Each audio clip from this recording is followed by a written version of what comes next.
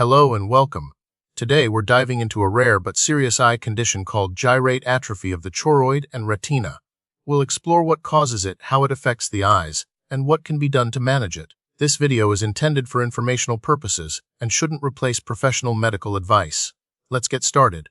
Gyrate atrophy is primarily caused by a genetic deficiency of the enzyme ornithine aminotransferase, often abbreviated as OAT. This enzyme plays a crucial role in the metabolism ornithine, an amino acid.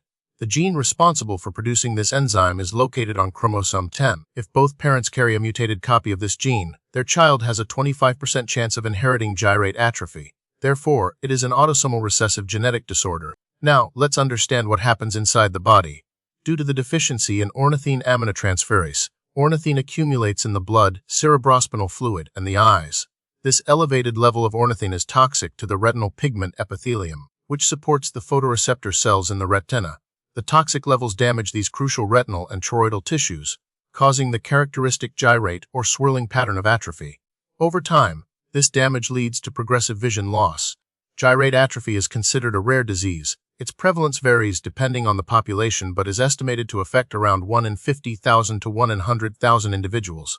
It's found across different ethnic groups, though some populations might show a slightly higher incidence due to founder effects and genetic predispositions. The signs and symptoms of gyrate atrophy typically begin in childhood, often before the age of 10.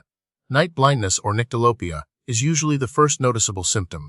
As the disease progresses, individuals experience a gradual constriction of their visual field, leading to tunnel vision. This is because the areas of atrophy expand from the periphery towards the center of the retina. Myopia, or nearsightedness, is also a common finding. Cataracts can develop at a relatively early age, further contributing to vision impairment. Diagnosing gyrate atrophy involves a comprehensive eye examination combined with specific laboratory tests.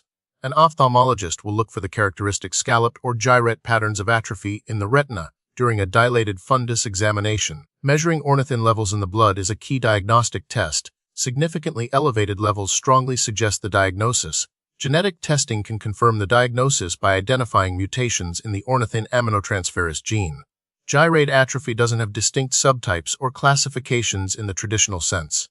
The severity and rate of progression can vary between individuals, but the underlying cause and mechanism remain the same. Factors such as genetic background and individual metabolic differences may influence the clinical presentation. Currently, there is no cure for gyrate atrophy. However, several treatments can help manage the condition and slow its progression. A low arginine diet is often recommended, as arginine is a precursor to ornithine. Supplementation with vitamin B6, also known as pyridoxine, can be beneficial for some individuals, although its effectiveness varies.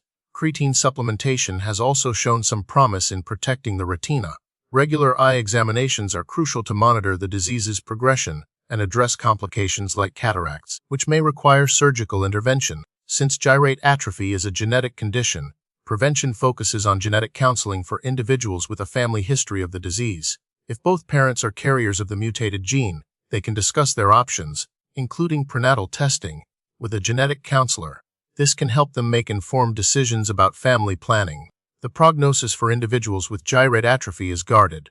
While treatments can help slow the progression, vision loss is usually progressive and can lead to significant visual impairment or even legal blindness in later life. Recent research is exploring gene therapy as a potential future treatment for gyrate atrophy.